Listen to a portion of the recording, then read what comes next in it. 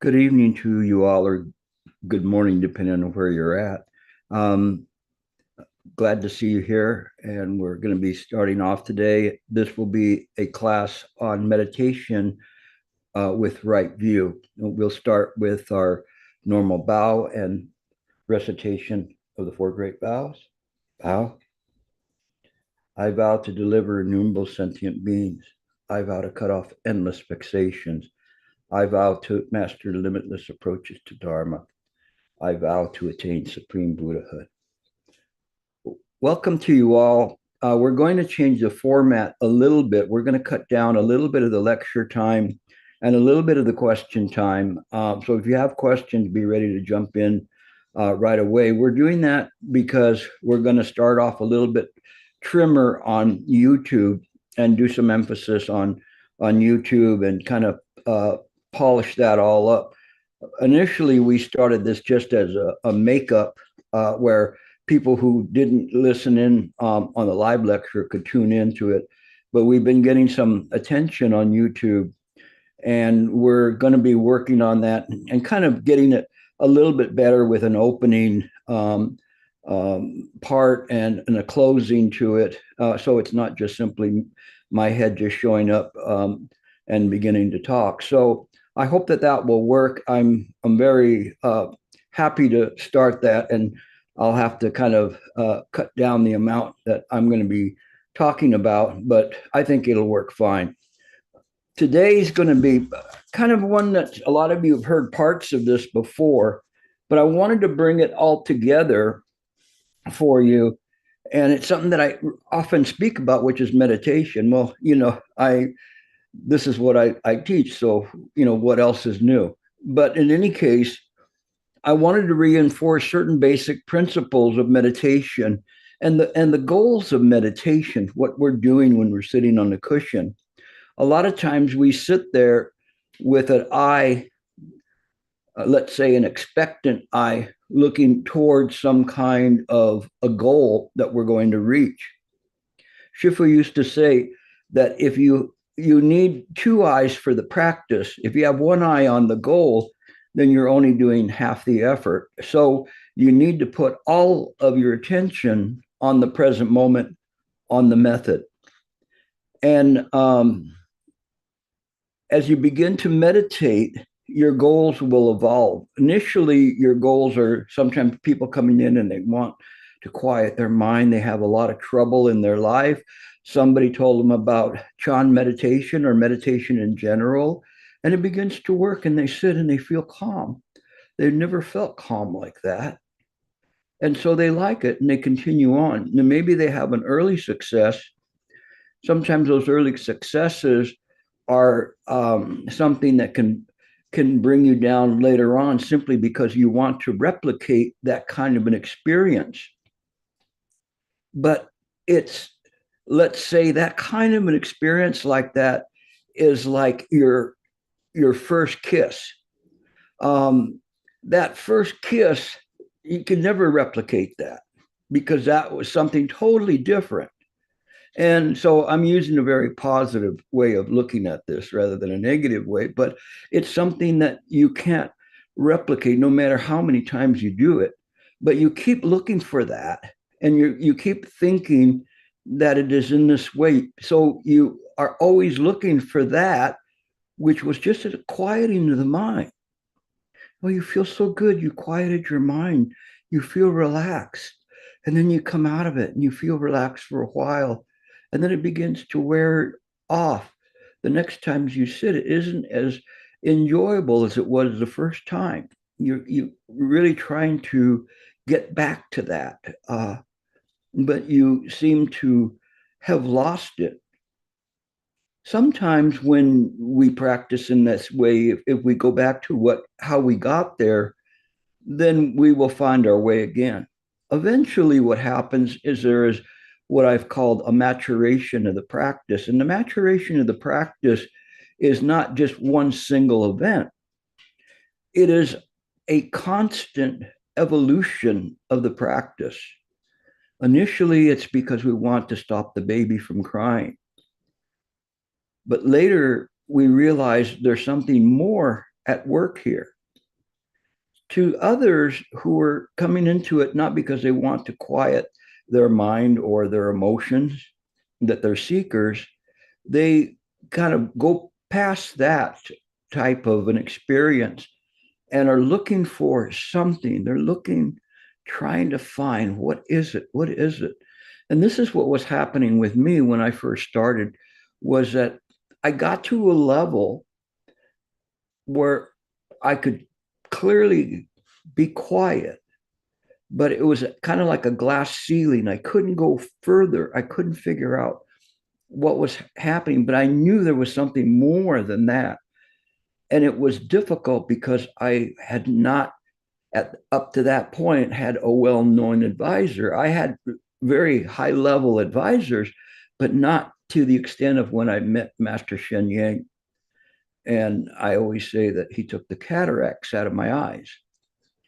And when I started realizing that it was this wisdom of how everything works, how mind works, not how to manipulate mind, but how mind itself works and what is the purpose of it. And this is something that's also a constant evolution. And even up to just a few days ago, it's still evolving to me and still clarifying in terms of what it is. So I never think that I've got it. I always approach the practice with a beginner's mind, whether it's reading the sutras or commentaries or sitting and meditating. It's always new. I never think it's this. All I do is try to put my practice and my effort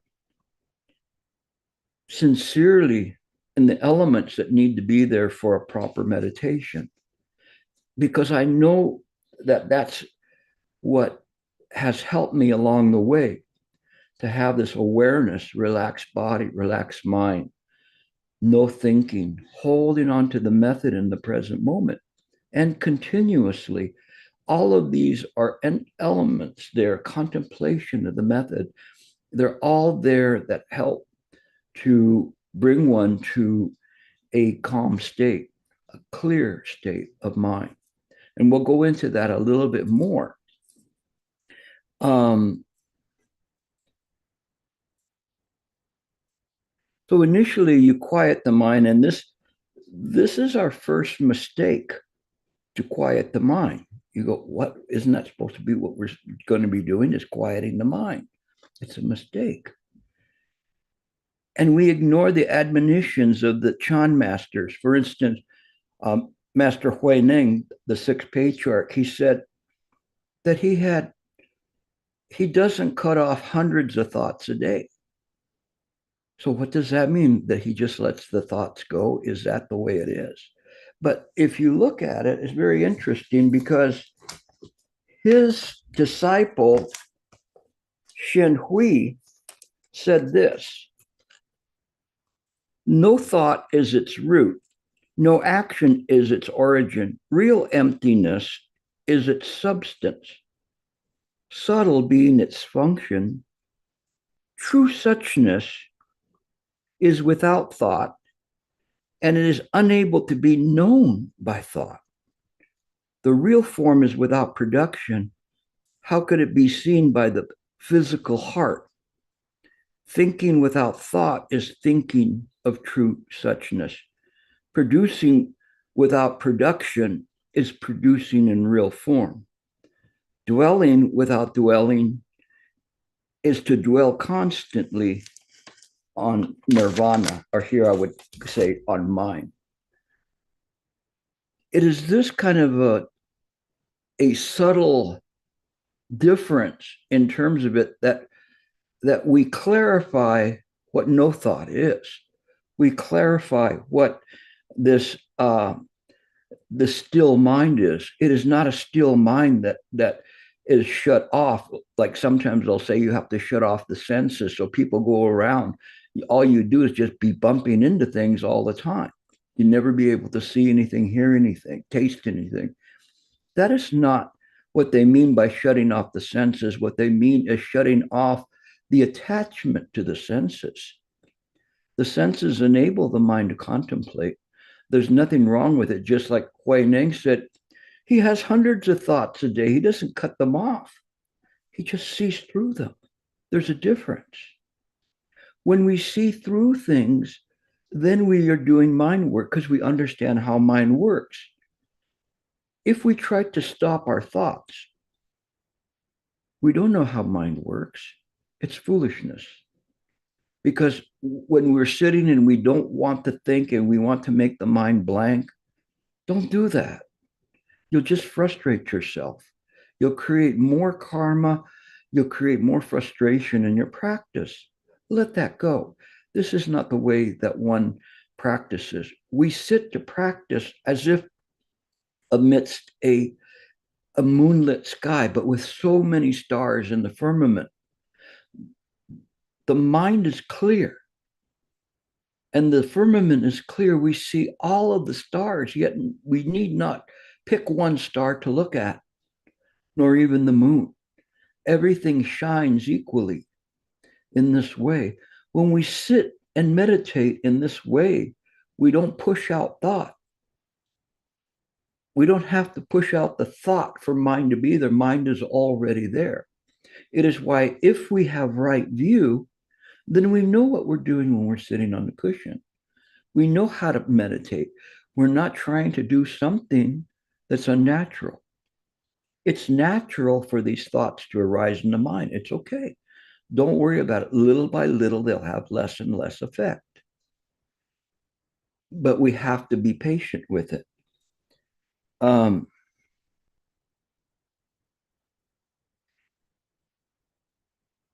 We initially experience a quieting of the consciousness. But this elation gives way to frustration when our consciousness slows. We begin to observe even more thoughts. But that's what's happening. All of a sudden, we're able to control the consciousness. And we now are linked to the consciousness and aware of the consciousness. And as the consciousness is breaking down, this ego consciousness, illusory consciousness is breaking down, what we see is these ephemeral bubbles, the potentiality of thought and thoughts just percolating, waiting to arise, some of them already coming and bombarding you. And what happened is that you lost this buffer of the consciousness. And the consciousness is very interesting, this illusory consciousness, because it's like a gatekeeper. It's going, okay, line up. Okay, thought of a donut, come on in, come on in. Sweet, come on in. Jelly, oh, even better, come on in. And it's going like this. Meditation, no. You go over to the side, wait over there. Okay, another donut, come on in. And it's going like this. You have this kind of an illusory gatekeeper buffering and keeping out all of these thoughts. When we sit to meditate, that goes away. And in its place is a plethora of thoughts just coming and coming and coming, and from all angles. We lost this little governor that let only one thought come in at a time, this kind of a binary, ones and zeros just coming in a sequence. Now they're coming in from all over, and we're confused. We're going, what the heck happened to the practice? I was practicing so well, and all of a sudden, there's thoughts all over the place. I can't control them. So you think something's wrong with the method, so you try another method. It works for a while, and then it breaks down. It's because you don't understand what is happening. There's not many people that will tell you this. But if you think about it carefully, it makes sense. When you're breaking down this consciousness that's keeping the thoughts at bay, letting them come in a stream, now you essentially have a meteor shower of thoughts coming in from all directions.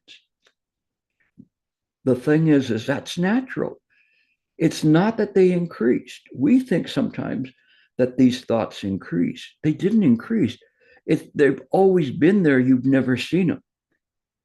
We go back to the analogy, which I think is a good analogy, of your practicing is like pouring Coca-Cola into a glass jar and looking down, and you see the bubbles on the top, these ephemeral bubbles, these momentary bubbles that are there. When you begin to practice and the consciousness breaks down, it's as if now you're looking into a glass of 7-Up or Sprite, whichever one is there, and you're seeing so many more. All the way down to the bottom, you're seeing these ephemeral bubbles, bubbles that haven't reached the surface yet, but have the potential to come to the surface.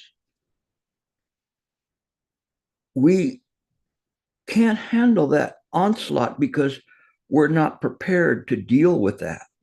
So we just cover our head and go, I don't want to see you do this anymore. There's too many thoughts. It's frustrating. I can't stop the thoughts. You don't need to stop the thoughts. Just like Ning said, he doesn't cut off hundreds of thoughts. You don't need to cut them off. You have your method, and it's you just open up like an umbrella, and you open up, and that will protect you from all of these thoughts that are coming in. You know that they're naturally arising. There's something else that's really, really, really important to know about these thoughts. Does anybody know? Are you guessing or you got it? Go ahead, Sam.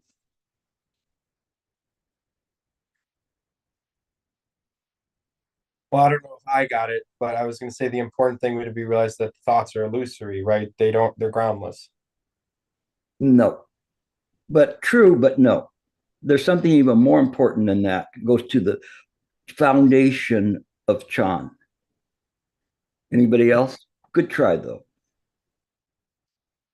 Something so important. It's so, so important. Nobody knows. Not even you see. Okay, Eon, what? They are created by the mind. They're created by the mind. They're created by the mind. Thank you. Remember that. Everything's created by the mind. What is look? Let's go back to Eon for a second. And what is looking at these thoughts? Mind is looking at the thoughts. Mind is looking at the thoughts. How can mind harm mind? How can it harm mind? The Sogo Rinpoche was once asked, what is the definition of a mantra? And he said, that what protects mind from mind. Contemplate this. It's the same thing as what I just said. That which protects mind from mind. There's nothing in this dream world that can harm the mind. Maybe you in this whole place and causes and conditions and whatever, but that's impermanent, transitory. But mind is looking into mind and seeing mind arising. And all these phenomena are just mind. So when we open up this umbrella, in fact, it doesn't really have to have a cover on it. It could just be little wires like that because it can't harm you. Only the ego can be harmed.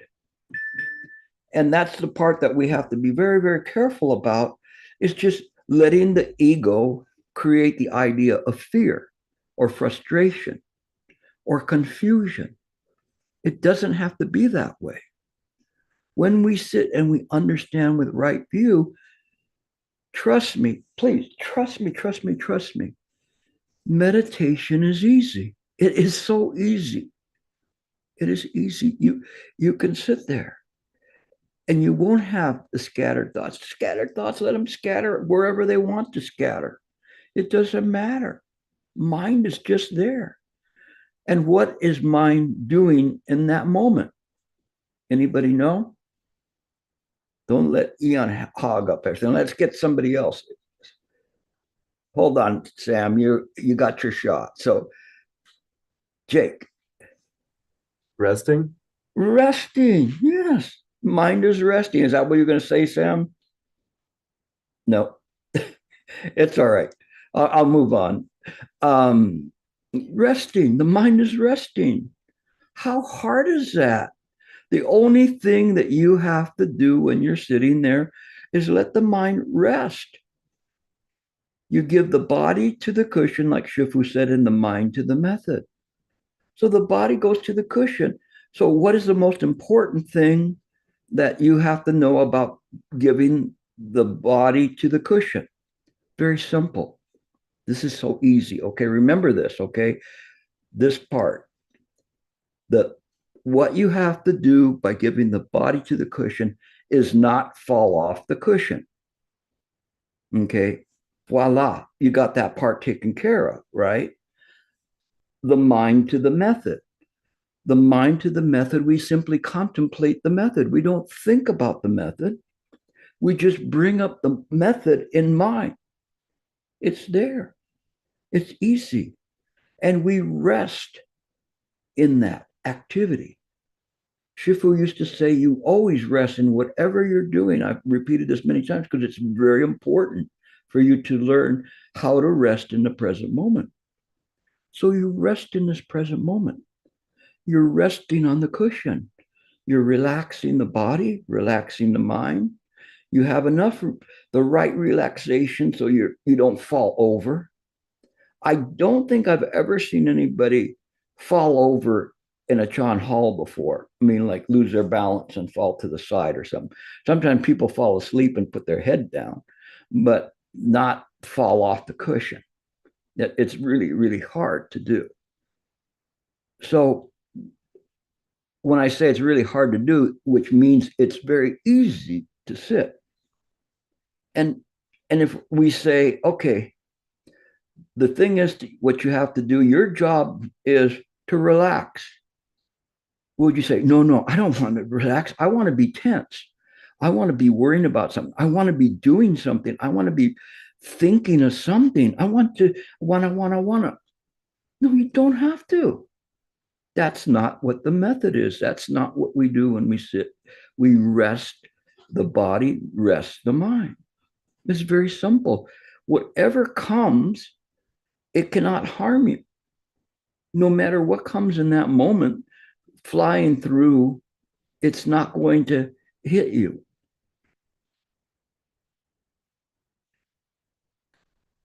Okay.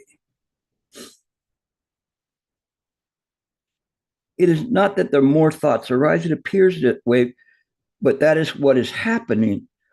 That's not what is happening. What is happening is the consciousness begins to recede and the mind appears in its natural state. We do not recognize this. We have no reference point. We only see more and more thoughts, and it seems to be no end. The more we sit, the more thoughts seem to arise. Why is it this way? Should not the practice lead us to less thoughts in the mind? Yes and no is the answer. What is happening? It is that your practice is realizing mind and consciousness begins to recede. It is consciousness that works in a linear stream of thought and it holds one thought at a time, then quickly switching to another. This happens so fast that we do not know that it is happening. We have become habituated into believing that this is how mind works. It is only how consciousness under the influence of the illusory ego works. We, because of our ignorance, do not know this. We must rely on the sutras and the commentaries of the masters and well-known advisors to help us figure this out, to realize mind. To put aside the illusory ego is not an easy task. One ancient master stated that you must be ready to confront 10,000 enemies. When we sit, we must have the conviction that with our sincere faith in ourselves, in the method, in the Sangha, in the Dharma, and in the Buddha, that we will push forward.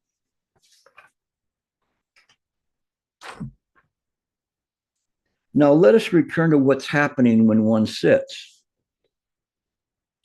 All of these thoughts that arise are not multiplying. They've always been there. Because of your diligent practice, their existence appears.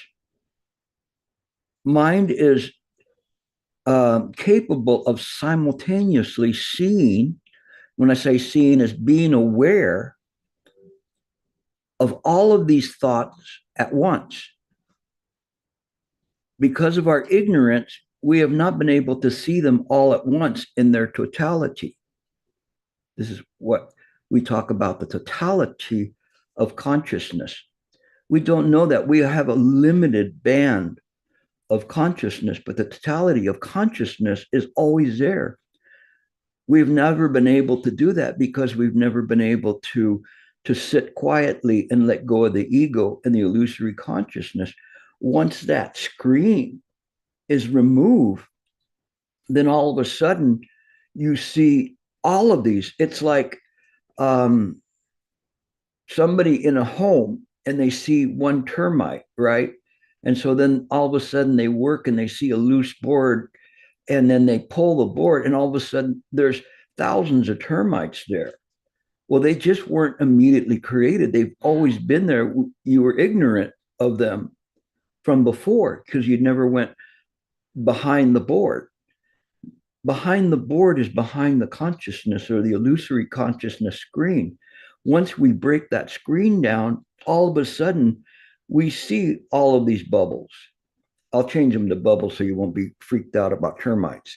But in any case, we're not clear about that until it happens. Then all of a sudden we lose it because we've never been there before. It's new territory to us.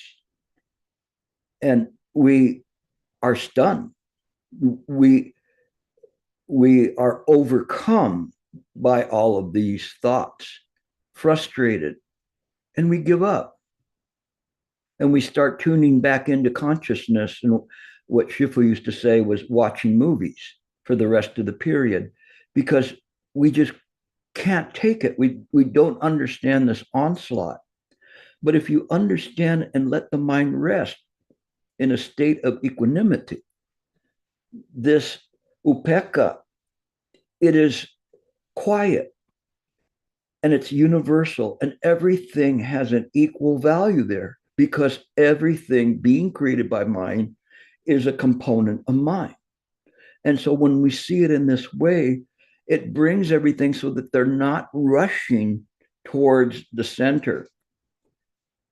There is this idea of when there's an ego, it's as if there's some kind of a nucleus there that draws things towards it. And it's only from habitual tendencies that the mind operates in this way. What draws everything to the nucleus, or you could call the center of the focus of the mind, is greed, hatred, and ignorance. If we put aside greed, hatred, and ignorance and all of the emotions and the secondary consciousnesses, all of those things and associated factors that come into play, we just let them be out there. We know that they're there, but we don't have to flash a light on them or give them any kind of mind energy. We just simply see them as they are. When we can do that, we're protected. When we sit to meditate, my goodness, it's no longer coming this way. It's going like this in all directions with no dwelling place there, but the dwelling place is mind itself. Wherever the mind goes, it's mind. And so as you begin to unlearn habitual tendencies, unlearn the rules of samsaric forces, it changes everything. Because now you're no longer looking in this little microcosm, in this little bubble of samsaric existence, and having to follow the rules of that samsaric existence. The mind is infinitely more powerful than anything within that bubble. And when we practice in this way, there will be realizations there without fail. This is pratika samapada, causes and conditions never fail. If you succumb to all of those thoughts in the present moment, you have very little faith. All the more so you need to practice harder to get back there and do it again and again, to reread the sutras, reread the commentaries, listen to the well-known advisors, and then sit back on that cushion and vow to make a supreme effort. It will work.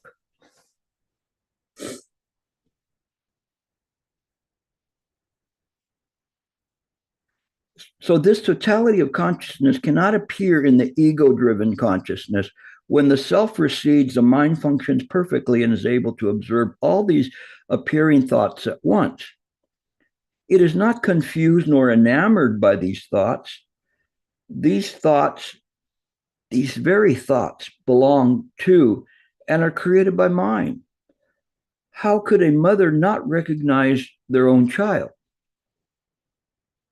If one remains calm, and calmness here means to let go of the ego in any unwholesome thoughts, all of these appearing thoughts will be converted to the reality of mind's own wisdom. Why so?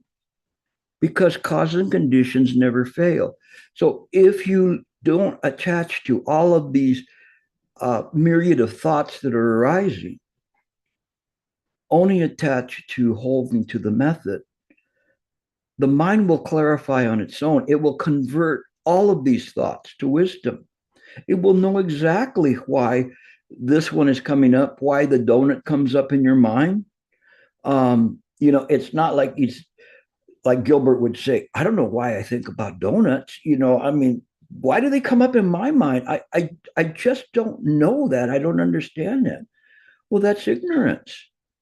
Of course you would know, because if you have an attraction to donuts, then those you're going to be thinking about them. You're not going to be thinking about going to a gym and going, oh, I can hardly wait. I can go to the gym and run on a treadmill. I'm sure all of you have those thoughts, right? So I'll give you the donut treadmill test the next time.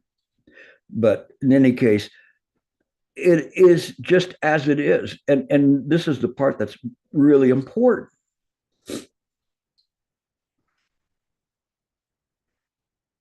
These thoughts, excuse me, and then it says,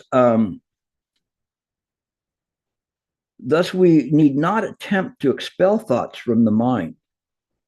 Where would they go? Mind's own perception is used to know this consciousness. So we use the wisdom of the mind to see through to the consciousness, this apparent reality, this apparent consciousness that is arising, that smokens the sky so that we can't see clearly what the sky looks like, and you think the sky is this gray color rather than like maybe a deep blue or whatever, because all of these things perfume the mind into thinking in this way. It doesn't see it as it is.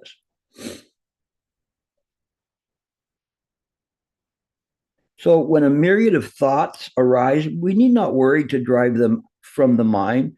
As we begin to practice properly, mind returns to a state of equanimity. This upekkha, mind's natural state in which mind rests in a clear mind.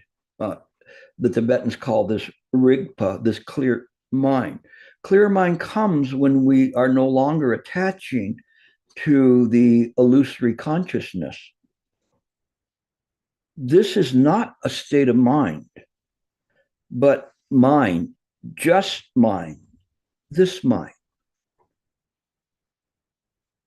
Like Indra's net, all is simultaneously reflected. Indra's net is an example or a metaphor of a net that has jewels and each one of its junctions. And these jewels are perfectly clear. Sometimes they'll say mirrors, but jewels.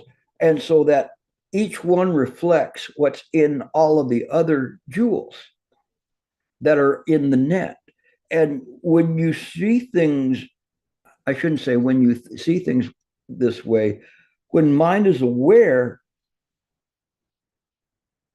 all appearances will be reflected in there. There wouldn't be an appearance that is not reflected in this jewel net. Everything is perfectly there in a state of equanimity. It doesn't matter whether this one of them is appearing 250 million light years away. It still nevertheless is reflected in this net. And when we begin to understand that and we realize that this net is infinite, it begins to have us break down the idea of this mind, I should say, this consciousness of the ego having a superior reality to absolute reality. But it's hard for us to understand that because we knock on the table and say, this table is hard. And so we're self-proving.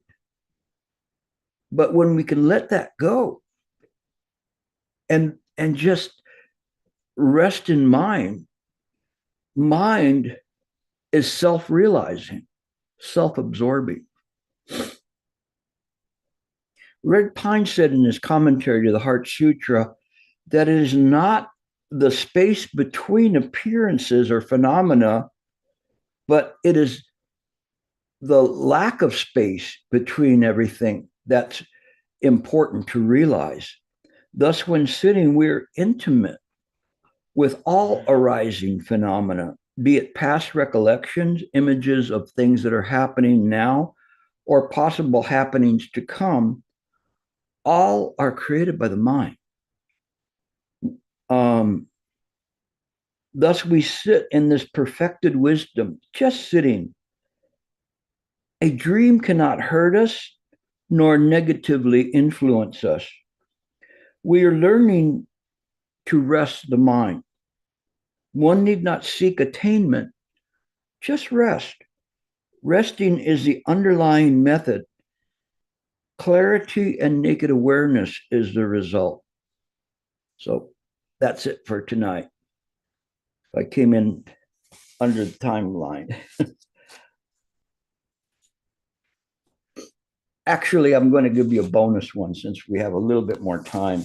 It's just something from Master Xu Yun that I read. And I'm not going to stop. I'm going to read it through. Just try to feel it with your heart, what he's saying. It's called Entrance to the Way. So it's very apropos for tonight's lecture.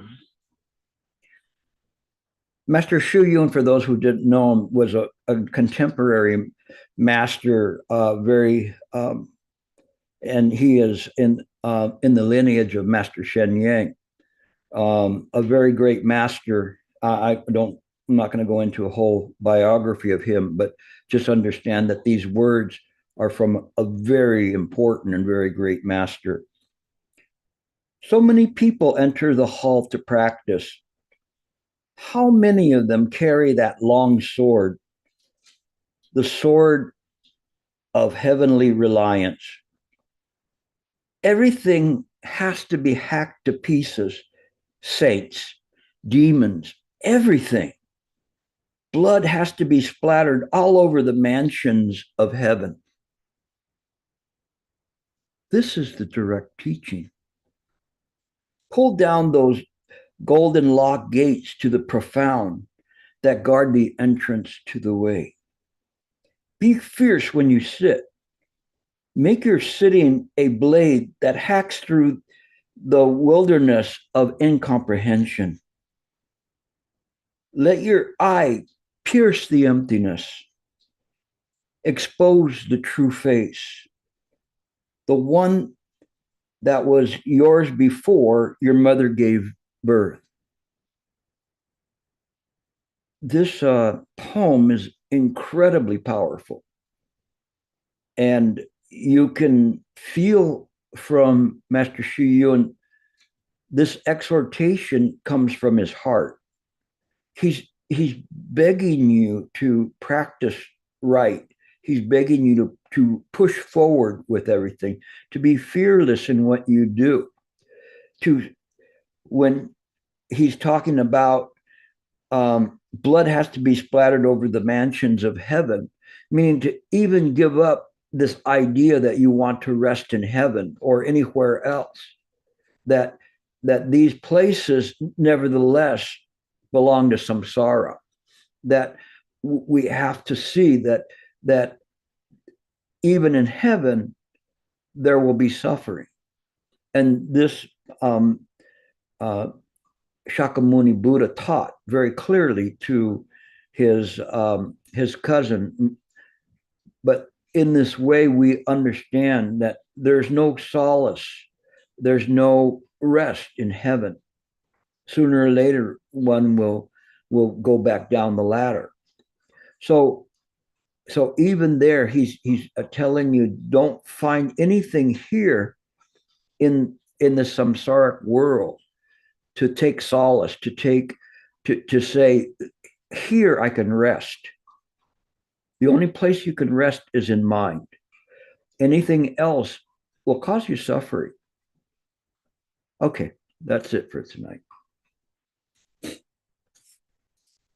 $5 for the bonus time. Yes, Tori. Thank you, Gilbert. Thank you for the talk tonight. It was very, very helpful, and that kind of explained some of the situations that I have encountered.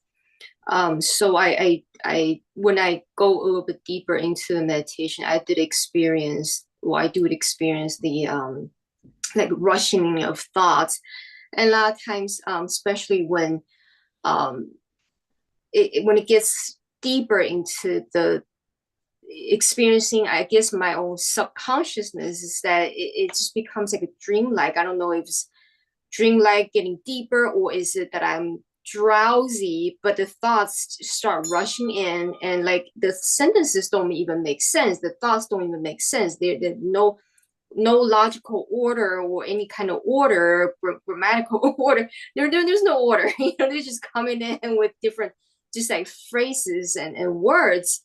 And that's when things becoming very difficult, is that I would fall asleep and just losing control of that observation, that power of that the mind power, the juice is not there to be able to focus on that observation, and eventually, I will fall asleep. Well, very quickly I will fall asleep. So that's kind of, my difficulties been for months and months. So I don't know if you have any thoughts on that. Thank you. Well, this lecture is for you and those who are at that point where they've done very well in their practice, and all of a sudden they have this onslaught of things that even now don't even make any sense. It's just one after another. It is in that moment that where you have to really elevate your practice and to go further, because what it is that these obstructions are obstructions that are coming in to prevent you from going further. And so you have to exhaust all the karma of these obstructions, exhaust all of their habitual tendencies, and you learn how to fight. The way you fight is not to fight.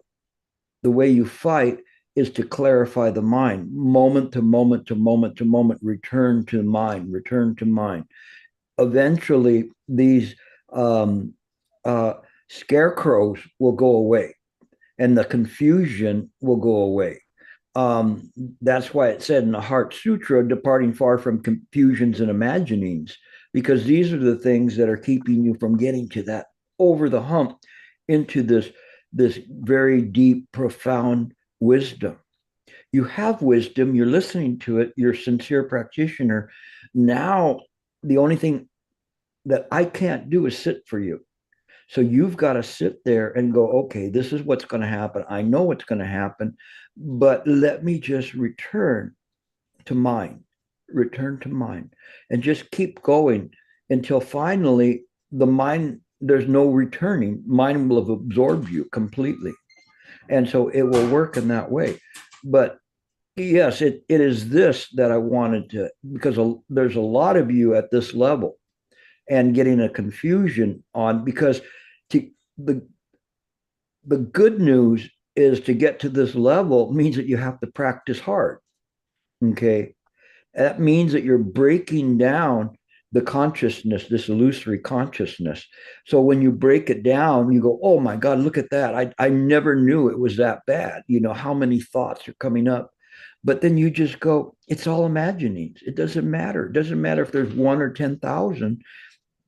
In a state of equanimity, they have no power over the mind because mind created them. Let them be. Let them be. You don't have to worry about it. That's why I said it's like holding an umbrella, but it doesn't even have the cover on it. It's just the wire frame, because nothing can harm you. No matter what, nothing can harm you. The umbrella with just the wire is the method. That's all. You know, and I show it that way so it's not truly a protection. It's just something to hold on to, like Dumbo's magic feather, until you don't need it anymore. And then you let it go. And then you're there.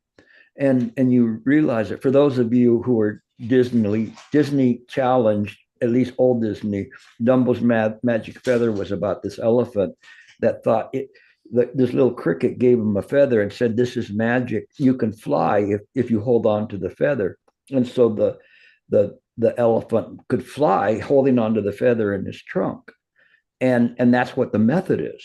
But then when I tell you it's Dumbo's magic feather, it's really, there's no magic to it. The magic is in the mind, in the esoteric. And little by little, you will find that out. But we keep that method just to keep up track of where we're at, so that we don't come off the method. Okay. All right. Thank you, Gilbert. Thank you. Okay, Jing.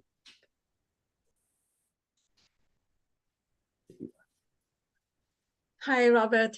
I really need your guidance and advice on something I have experiences during meditation. About a month ago, when I was doing my routine meditation at the evening, then I suddenly heard a sound. So then the sound made me just open my eyes. And I did not see anything, and just only one sound. So then I closed my eye, continued starting meditation.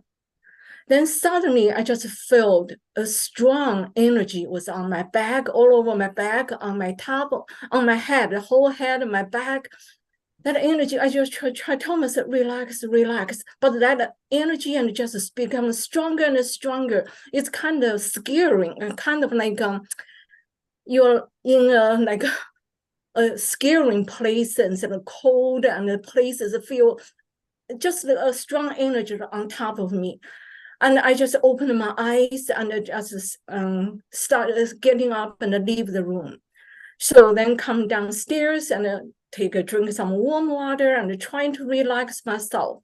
So and finally I was relaxed. And so then I did not stop doing meditation. I turned the TV on and just watching some TV. Then before I go to bed, I said, oh, I still leave the mess. I was having my towels and just all over the meditation room. So I went back trying to fold in the towels. But when I just walk into that room, I just feel that energy on top of me. My whole body just sense and feel is so strong. I was just quickly folding my towel and left that room. So after that, I just don't feel comfortable even meditation in that room. Then I changed my location from upstairs to downstairs. So I started doing meditation and downstairs. I did not feel anything. I just very normal, just as I normally do meditation. Then I haven't feel like before I was doing meditation, I feel myself changing directions and even moving from one room to different room. And then I started to sense that again. I was in the dining room facing the east doing meditation. Then I suddenly realized I was in the living room and facing the south. But I wasn't scared or anything. It's just those kind of experiences. So then one night when I was downstairs doing meditation, I feel that energy again on me, but not as strong as upstairs. Then I stopped the meditation again. So I have been like, since this kind of experiences, I cut down my meditation. Before I was doing meditation every night, doing an hour. And so I was, some nights I did not do it. And I was just do half hour. And that kind of, when I do meditation, I do sense energies, and sometimes strong energy. I even feel the energy was just shooting out of my head. My head was expanding and reach up, but there's no scaring feeling. I feel actually those feelings feel very good. But these 2 times, one is upstairs, and I haven't do the meditation in that room. I have done for 3 years because that kind of experience really scared me. I'm not sure what's going on and what I should do. Is there something bad is going to happen, or I would just Okay, let me respond. The only thing bad that's going to happen is you're going to drop meditation. You must have been practicing very, very well to get to this point, because this is a major obstruction. And I can approach it from many different ways, but I will approach it from let's say, a conservative way. Okay, as I mentioned, there's many ways I can discuss this, but it's not necessarily appropriate in this class. But I would suggest that wherever you're at, when you sit, put a Buddha statue in front of you, Guan Yin or Shakyamuni Buddha, Amitabha Buddha, and light incense. And face the statue, and then place the 4 heavenly guardians around you. You can Google it and find out about the 4 heavenly guardians. You can even ask for Guanggong and Wei To to protect you as well. And when you're sitting, and this place where you're at is a very holy place, a very special place, because it's a place of practice. So your own practice will protect you. Nothing can take you off of that. Okay, everything's created by the mind, and so if you sit and you don't think of these things, don't if you start feeling chi, just bring it down to your lower dandian. You know where the lower dandian is at? Right below your navel. Just bring it there and breathe from there until you calm down. Don't try to control the energy or whatever. It is your own ego that is causing the fear in you and confusion, because it doesn't want to go away, and you're getting that close. When you're getting that close to doing that, all the more so you have to practice harder. Have faith in the Buddha, faith in the Dharma, faith in the Sangha, faith in yourself that you can sit there. All of these things are imaginings. Don't worry about them, no matter what. If you're in a place and the Buddha's facing you and you are facing the Buddha, there's no difference. Nothing can harm you. Nothing in this world can harm you. They cannot approach you. Okay? Don't be worried about that. The thing is that what I would say is that because you're getting close, all of these things will come. Remember, with Sujamonifu, Shakyamuni Buddha,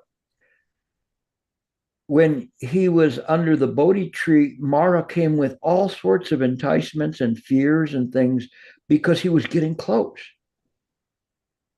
And it was the last gasp to try to take him off of his practice, and he didn't do that. You should take faith in that you too can do that. As I see it, you're not any less capable than Shakyamuni Buddha to sit and practice. So have faith in that.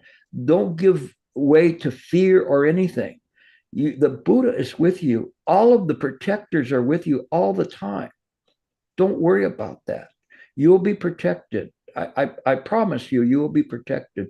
Don't worry about anything.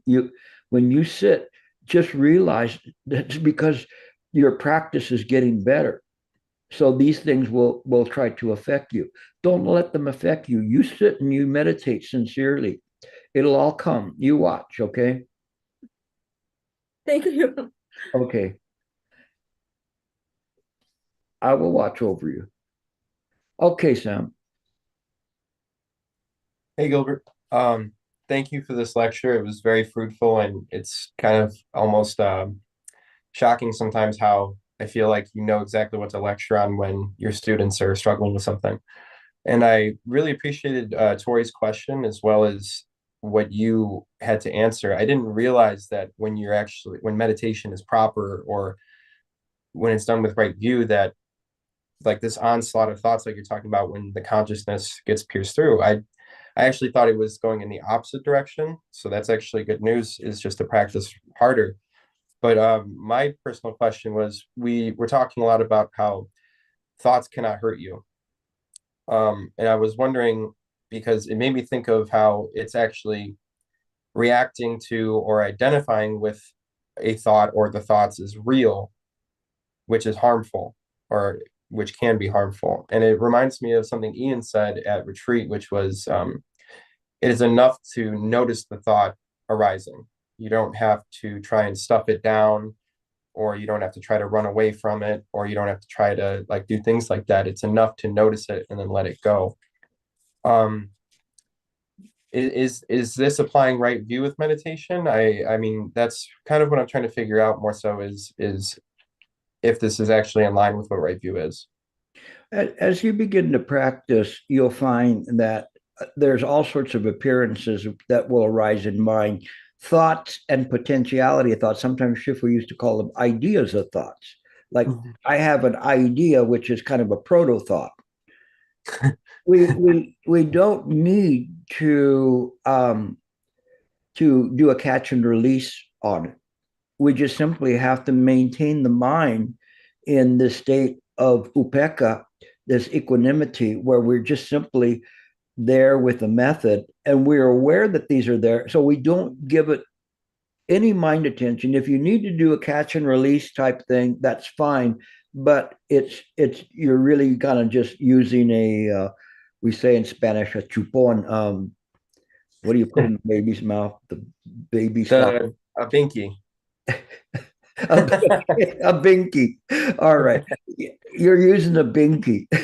All right. That's a Chan word, ancient Samsaric word. So in any case, just sit. Just sit.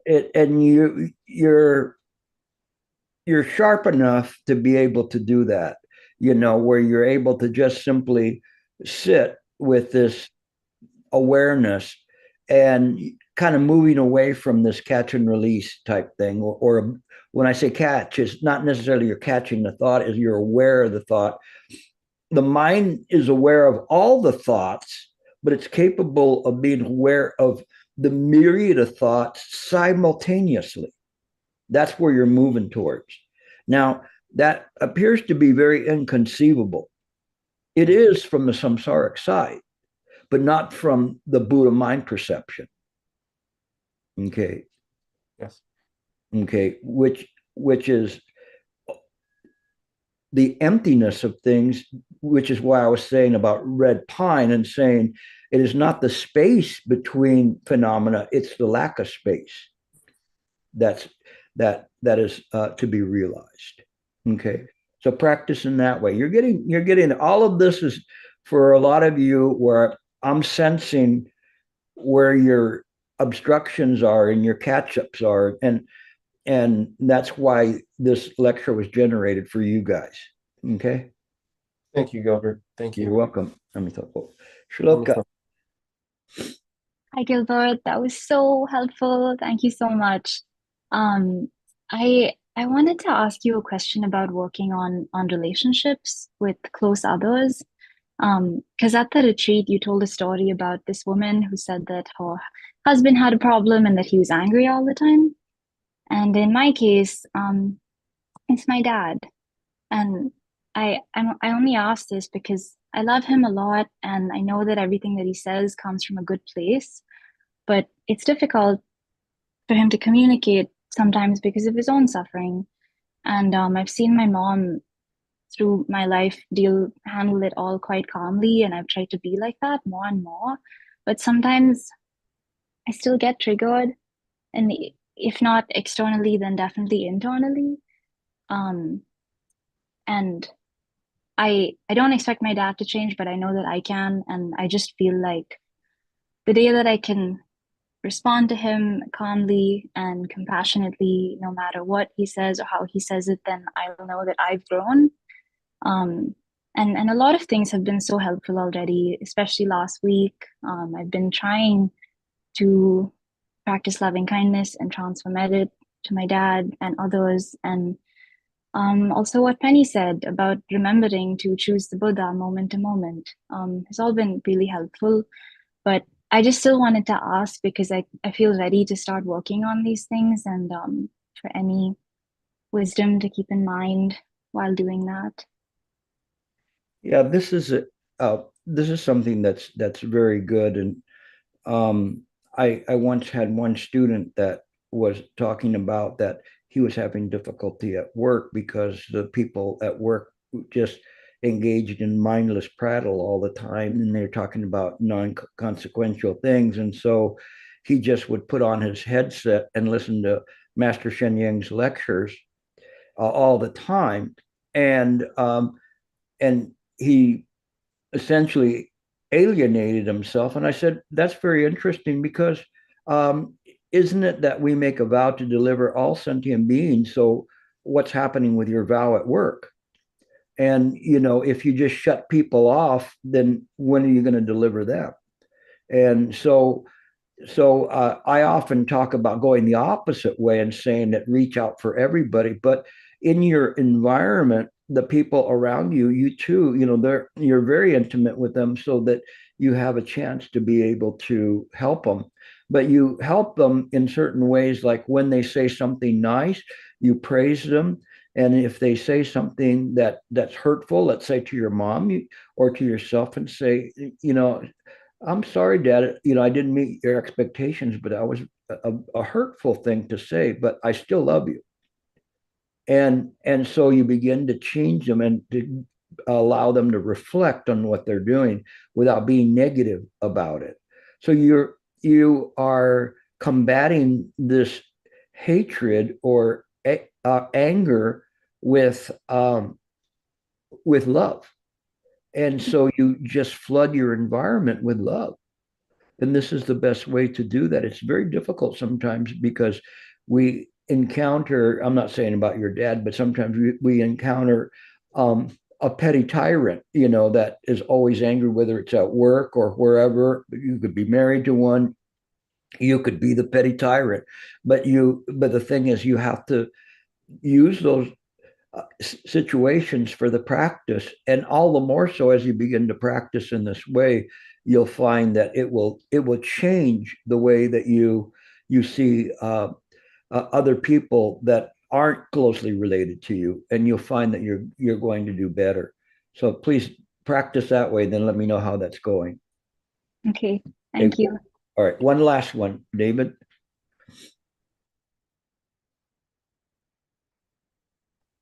Oh, thank you, Gilbert. I guess once again, I want to ask the same question I constantly ask is about resting in mind.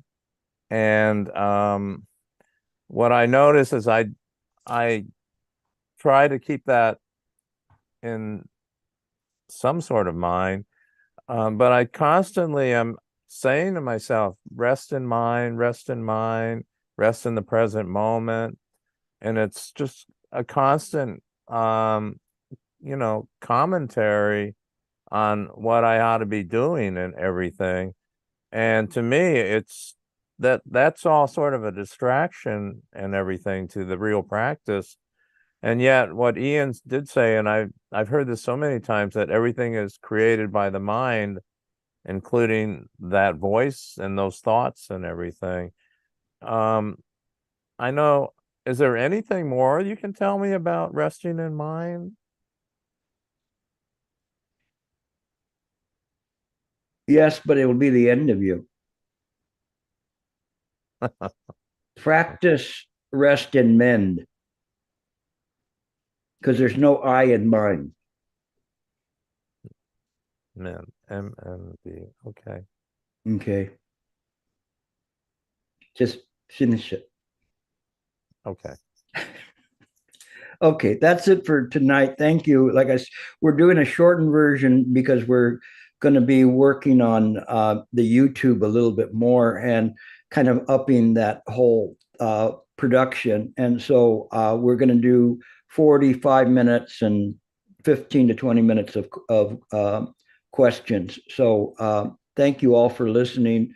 I think it kind of worked pretty good. It makes me produce a even tighter lecture, and so I can't engage in too much stories or prattle, but every once in a while I will. But in any case, I think this will work and gets you people on the East Coast to bed a little earlier. So thank you very much for listening in, and we'll pick it up next week. Again, this kind of a lecture this time was just my feeling where a lot of you are at in terms of your practice and wanting to push you a little bit further along in understanding. It's just a well-known advisor trying to move things through. Oh, I should have said to Sentha that are we off now? Okay.